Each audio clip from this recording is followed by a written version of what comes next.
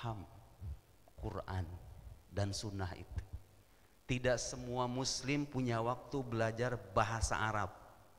Tidak semua muslim bisa melahirkan kesimpulan hukum yang tepat dari kitab suci Al-Quran dan sunnah Nabi itu. Tidak semua muslim paham bagaimana kaidah penafsiran yang dirumuskan oleh para ulama sepanjang zaman. Bahkan mungkin kaidah yang tadi saya sebut aja ibu baru ngedengar, boleh jadi kan? Oh begitu Pak Ustadz ya? Iya. Di perantara bagi terwujudnya sesuatu yang wajib, maka dia menjadi wajib. Lihat ibu, kalau orang gak tahu kaidah penafsiran, tidak tahu bahasa Arab secara detail, bahasa Arab pemula sih gampang sekarang sebetulnya. Sekarang udah banyak kursus bahasa Arab. Tapi kalau boleh saya jujur bu ya, bahasa Arab itu saya bisa lah bahasa Arab, bahasa Inggris.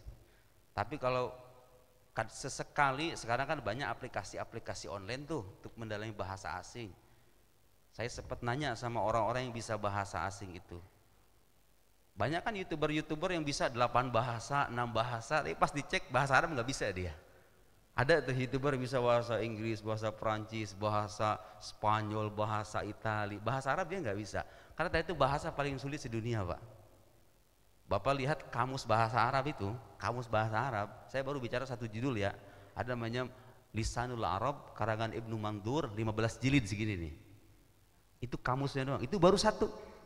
Sebelum baca kitab-kitab yang lain, kosakata Arab itu sangat kaya. Gak cukup setahun 2 tahun untuk menjadi ahli yang betul-betul paham bahasa Arab, apalagi bahasa Al-Quran. Bahasa Quran itu sangat mendalam karena dia mukjizat, gak bisa ditandingi sama makhluk manapun itu Quran itu. Karena kita tidak paham Quran langsung, tidak paham sunnah langsung, ya berarti kalau pengen taat sama Nabi itu gak cukup dengan langsung merujuk Quran dan sunnah, harus melalui perantara. Tadi saya bilang apa? Sesuatu yang menjadi perantara bagi sesuatu yang wajib, maka dia juga menjadi wajib. Kita baru paham Quran, baru paham sunnah melalui para ulama yang ahli, yang betul-betul memahami kedua sumber Islam itu, ajaran Islam itu. Berarti kalau begitu, mengambil pendapat ulama yang ahli dalam bidangnya itu bagian dari mentaati perintah Nabi Shallallahu Alaihi Wasallam. Bisa dipahami nggak Pak? Segampang itu ya. Jadi nggak usah dipertentangkan. Kamu ikut Syafi'i atau ikut Quran? Kamu ikut Asy'ari atau ikut Quran? Ikut akidahnya Nabi atau akidahnya Imam Asy'ari? Ikut akidahnya Nabi atau akidahnya Abu Mansur Al-Maturidi? Kalau Abu Bakar itu emang akidahnya Asy'ari ya? Abu Bakar itu emang ada ya akidah Asy'ari di zaman Abu Bakar itu? Astagfirullahaladzim. Orang-orang kayak gitu tuh Pak. Semangat keagamaan yang menggebu-gebu akhirnya menjatuhkan dia dalam pemahaman yang keliru. Sebabnya karena tidak punya bekal pengetahuan semacam itu. Akidah kita sekarang yang Bapak pelajari di sebagian majelis, yang saya pelajari di pesantren di Al-Azhar, itu nggak jauh beda dengan akidahnya Nabi dan para sahabat. Cuma zaman dulu, zaman Nabi dulu, nggak ada tuh bu karangan kitab akidah yang kayak sekarang itu. Kitab-kitab kuning tuh zaman Nabi nggak ada. Kitab-kitab kuning mau usul fikih, mau fikih, tafsir pun nggak ada di zaman Nabi tertulis. Jangan kitab tafsir bu. Nih bagi orang yang suka bilang kalau nggak ada di zaman Nabi jangan ikuti. Saya mau nanya, zaman Nabi ada mushaf atau enggak? Tidak ada mushaf. Hayo bagi yang suka bilang Nabi tidak pernah mencontohkan, ngomong-ngomong Nabi nggak pernah nyontohin baca Quran lewat mushaf loh. Jujur aja, iya kan? Tidak ada di zaman Nabi mushaf Al-Quran itu. Mushaf itu baru ada di zaman Sayyidina Abu Bakar As-Siddiq. Kemudian dilengkapi atau disempurnakan pada Khalifah Utsman ibn Affan. Makanya sekarang mushaf Quran yang kita pegang itu namanya rosemnya atau cara penulisannya rosem Utsmani. Dinisbatkan kepada Sayyidina Utsman, itu bid'ah itu. Nggak ada di zaman Nabi itu. Tidak ada di zaman Nabi. Apakah itu artinya kalau gitu mushaf kita bakar aja semuanya? Dengan alasan kita harus ikuti Nabi. Kenapa kita tidak mempersoalkan adanya mushaf itu? Karena mushaf adalah perantara kita baca Quran. Lihat.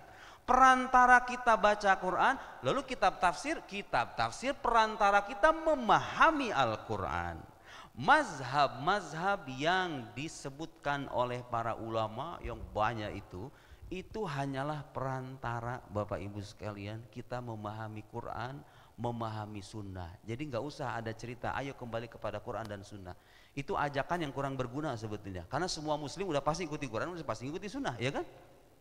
Justru yang harus kita tekankan itu apa Pak? Ayo kembali kepada Quran dan sunnah dengan pemahaman para ulama yang tepat dan lurus. Itu yang benar. Karena faktanya nggak semua orang paham Quran, tidak semua orang paham sunnah Nabi Sallallahu Alaihi Wasallam. Lihat Pak, gampang banget kan sebetulnya kalau kita punya pemahaman yang tepat untuk meluruskan pemikiran-pemikiran semacam itu sangat mudah. Jadi sesuatu yang tidak ada di zaman Nabi bukan berarti otomatis terlarang, bukan berarti otomatis haram. Sesuatu yang tidak Nabi lakukan tidak sama dengan keharaman. Nah, sebagai pengantar supaya Bapak Ibu paham, oh beragama yang benar itu begini ya. Iya Bu, nggak bisa kita beragama sendiri. Sekarang kalau dalam dunia tasawuf ada, kalau dalam fikih kan ada mazhab. Kalau tasawuf itu ada, Bapak mungkin suka mendengar istilah tarekat. Tarekat Qadiriyah, tarekat Naqsyabandiyah, Syaziliyah, Tijaniyah dan lain. Sebenarnya tarekat juga sama Pak, itu hanya perantara doang. Perantara untuk mendidik rohaniyah kita, sisi rohani kita. Banyak kan orang-orang sholatnya mah jalan, cuma dalam hatinya itu kayak masih banyak penyakit gitu loh. Gampang suujon sama sesama muslim. Dikasih cobaan dikit kerjaannya ngeluh mulu kerjaannya itu, nggak bisa menikmati hidup pada akhirnya. Kadang-kadang diselimuti kesombongan hatinya, kurang rasa pasrahnya kepada Tuhan dan seterusnya, kurang bersabar, kurang puas dengan ketetapan ilahi. Tarekat-tarekat itu dimunculkan hanya sebatas perantara untuk mendidik sisi rohaniyah kita. Terus kenapa disebut nama-nama orang itu Ustaz? Ada namanya Tijaniyah, Qadiriyah. Ya dinisbatkan ke orang-orang itu karena orang itu punya jasa, gitu aja sebetulnya mah. Imam Syafi'i itu bukan datang dengan agama baru yang berbeda dengan Quran dan Sunnah. Imam Syafi'i itu sama Islamnya dengan kita, cuma beliau ahli, punya kitab, punya muridnya melanjutkan ajaran gurunya sampai muridnya lagi, murid sampai ke kita. Lahir namanya mazhab Syafi'i. Mazhab Syafi'i ini hanyalah jalan kita memahami Quran. Jadi kalau kita bermazhab Syafi'i itu hakikatnya mematuhi perintah Nabi yang bilang apa? Aku tinggalkan bagi kalian dua hal. Kalau kalian berpegang teguh kepada keduanya, kalian tidak akan tersesat. Itu penting. Jadi Nabi ketika bilang dua hal itu bukan berarti hanya itu saja. Oh enggak, di baliknya ada perantara kita memahami keduanya dan perantara bagi sesuatu yang wajib juga menjadi wajib. Kalau kita baca sekarang kitab akidah Bapak Ibu sekalian, dinyanyiin tuh sama anak-anak pesantren itu. Wujud, qidam, baqa, mukhalafah lil hawadis, qiyamuhu binafsi wa. Itu di zaman Nabi nggak ada hafalan sifat 20 itu. Tidak ada hafalan atau penulisan sifat 20. Karena zaman dulu Bapak Ibu sekalian, Nabi dan sahabat tuh nggak punya tuntutan untuk itu. Nabinya hadir di hadapan mereka, pas Nabi mengajarkan akidah itu, sahabat langsung menyerap dan mereka itu ingatannya kuat. Gak usah bikin buku gitu loh. Ditambah mereka ini sibuk merespon orang-orang yang memerangi mereka. Nggak ada waktu, tidak ada waktu bikin ilmu tajwid namanya. Tajwid itu tidak ada loh Pak di zaman Nabi. Sekarang banyak kan kajian-kajian sunnah yang mengadakan daurah ilmu tajwid, betul nggak Bu? Daurah ilmu bahasa Arab, ilmu nahu, ilmu sorof, nggak ada di zaman Nabi itu. Ilmu nahu sorof tidak ada di zaman Nabi. Terus kenapa? Ada kajian-kajian sunnah yang juga mengadakan kajian. Oh ini nahu, ini sorof, ini kajian usul fikih. Sama pada akhirnya nggak akan ada orang berani konsisten itu. Mematuhi prinsip kalau Nabi tidak melakukan kita nggak boleh melakukan. Nggak akan pernah konsisten. Karena hidup kita berkembang dan zaman terus menerus berubah. Yang diinginkan oleh Nabi itu apa? Kita berpegang teguh kepada Quran dan Sunnah dan tidak mengada-ngada hal baru yang bertentangan dengan keduanya. Hal baru yang bertentangan dengan keduanya itu yang nggak boleh Bu. Kalau hal baru punya dasar dari keduanya, seperti tradisi maulid misalnya, orang itu ya ramai-ramai mengadakan maulid, mahalul qiyam, baca barzanji. Kalau dilacak ada nggak dalilnya di Quran? Ya dilihat aja orang mengadakan maulid itu intinya apa? Intinya mengagungkan Nabi, memperkenalkan Nabi kepada kaum muslim, karena banyak kaum muslim yang nggak kenal lagi sama nabinya, bersedekah, berbagi, menyenangkan orang-orang yatim, janda-janda yang terlantar misalnya. Itu bagus atau enggak? Bagus. Ada dasarnya enggak? Ada. Sedekah ada dasarnya, baca sholawat ada dasarnya, bahkan perintah Allah Subhanahu wa ta'ala. Dilihat begitu, oh ada dasarnya, berarti kalau begitu boleh-boleh aja.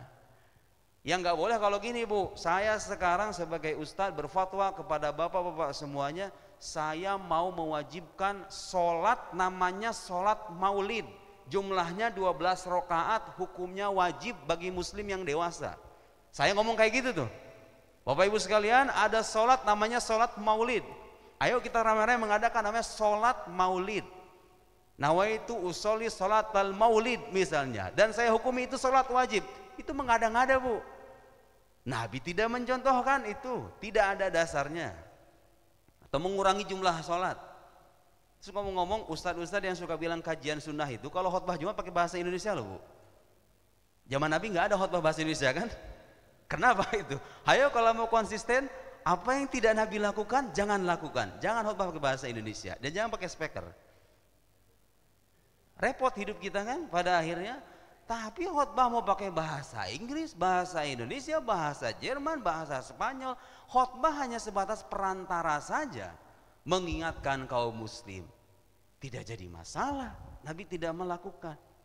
Begitu ya Bapak Ibu sekalian. Dalam fase kehidupan Nabi dan sahabatnya belum ada tuntutan orang ngarang, sahabat ngarang kitab dalam kaidah penafsiran, ilmu nahwu, sorof, akidah juga termasuk. Tapi bukan berarti itu nggak ada di zaman Nabi. Ada, cuman nggak ditulis. Tajwid itu, tajwid ini namanya izhar, ini namanya idgham, ini namanya gunnah, ini panjangnya 5 harokat, ini 2 harokat. Itu sebetulnya udah ada di zaman Nabi, cuma belum ditulis. Akidah yang kita pelajari sekarang, wujud, tidak, baqa, Nabi itu udah meyakini itu. Kalau kita tanya sama Abu Bakar As-Siddiq, Sayyidina Abu Bakar percaya nggak Allah itu ada? Ya udah pasti bilang ada. Percaya nggak kalau Allah itu tidak ada awalnya? Ya udah pasti, Pak. Karena ini akidah, rujukannya adalah Al-Quran. Bapak kalau belajar akidah, belajarnya benar ya. Semua sifat-sifat Allah itu ada landasannya di Al-Quran. Qidam artinya tidak bermula. Ada nggak di Quran yang bilang Allah tidak bermula? Ada. Huwal awwal wal akhir wal zahir wal batin. Baqa artinya tidak berakhir, Tuhan tidak berakhir. Nabi meyakini itu enggak? Ya meyakini. Masa Tuhan berakhir? Kita meyakini Allah punya sifat namanya mukhalafah lil hawadis, berbeda dengan makhluk. Nabi meyakini itu enggak? Ya udah pasti, karena Qur'annya bilang laisa kamitslihi syai' wa huwas samiul basir. Tidak ada yang semisal dengan Allah itu. Tuh lihat, rumusannya enggak ada. Tapi bukan berarti akidahnya itu hal yang baru dan gak ada di zaman Nabi. Beda ya, antara sesuatu tidak ada dan diada-adakan dengan sesuatu yang sudah ada tapi belum dituliskan. Kitab kuning, kaidah-kaidah keilmuan yang dirumuskan sama ulama itu bukan berarti gak ada di zaman Nabi. Ada, cuma belum dimunculkan dalam bentuk karya-karya tulisan, dibaca di majelis-majelis per episode dan seterusnya. Jadi beda zaman, beda tuntutan. Kembali kepada Quran, kembali kepada sunnah itu tidak bisa dengan serta-merta menafikan perantaranya. Dan di antara perantara itu adalah mengikuti apa yang dijelaskan oleh para ulama yang memang lebih paham Quran dan sunnah ketimbang kita. Nah sekarang ada satu lagi, Pak, model-model pemahaman yang aneh itu. Tadi saya bilang sesuatu yang tidak dilakukan oleh Nabi bukan berarti terlarang. Saya sekarang akan bacain kitab dikit-dikit biar ada kesan ngajinya ya. seorang ulama besar ini namanya Syekh Abdul Siddiq Al-Ghumari, itu ulama besar asal Maroko, gurunya guru kami di Al-Azhar, gurunya dari mantan mufti Mesir di Al-Azhar. Jadi ini guru dari para guru Al-Azhar, ulama besar sekali. Saya punya kitabnya, dikumpulkan kitabnya itu total seluruh karyanya itu dalam bidang hadis, dalam bidang fikih, usul fikih, dalam bidang banyak sekali. Segini nih, 19 jilid. 19 jilid. Semua karangannya itu ulama besar. Jadi sekarang saya membacakan bukan pendapat orang yang belum belajar Islam kemarin. Ini orang yang betul-betul memahami Islam dari jantungnya langsung. Nah, orang kayak beliau kalau bilang kembali kepada Quran dan Sunnah, nggak usah bermazhab, wajar aja.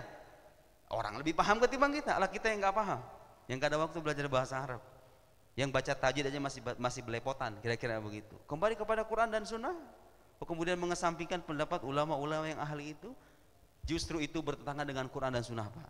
Saya ulangi, orang-orang yang menyeru kepada Quran dan Sunnah lalu mengesampingkan perantara memahami Quran dan Sunnah, yaitu pendapat para ulama, itu contoh sikap yang bertentangan dengan Quran sendiri.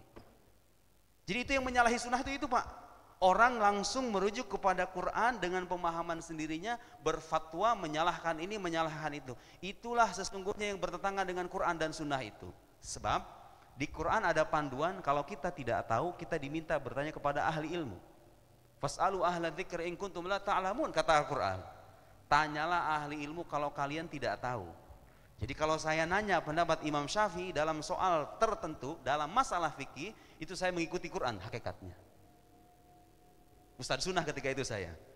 Karena saya mengajak orang untuk patuh kepada Quran. Nah itu. Meninggalkan, manakala Nabi meninggalkan sesuatu, kata beliau ini, ada kitab, gak apa-apa saya sebutin kitabnya meskipun gak dibaca, Husnut Tafahum Wadar fi Bayan Mas'alatit Tark. Bisa di-download di internet. Ini sekitar 53 halaman, kitab tipis. Mau azan dulu Pak? Ini mau dilanjut apa enggak? Lanjut.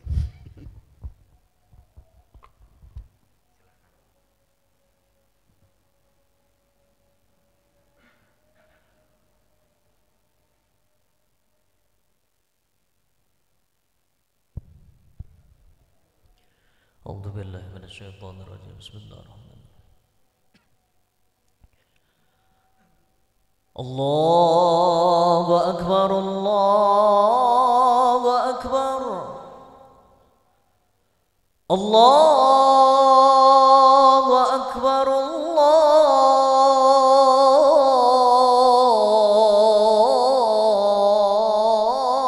akbar. Asyhadu an la ilaha illallah.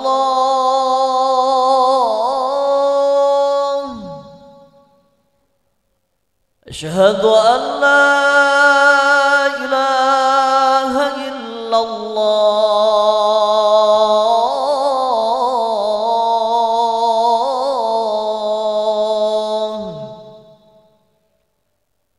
Asyhadu anna Muhammadar Rasulullah. Asyhadu an la ilaha illallah. Asyhadu an la ilaha illallah. Asyhadu anna Muhammadar Rasulullah. Asyhadu anna Muhammadar Rasulullah. Asyhadu anna Muhammadar Rasulullah. Asyhadu anna Muhammadar Rasulullah. Asyhadu anna Muhammadar Rasulullah.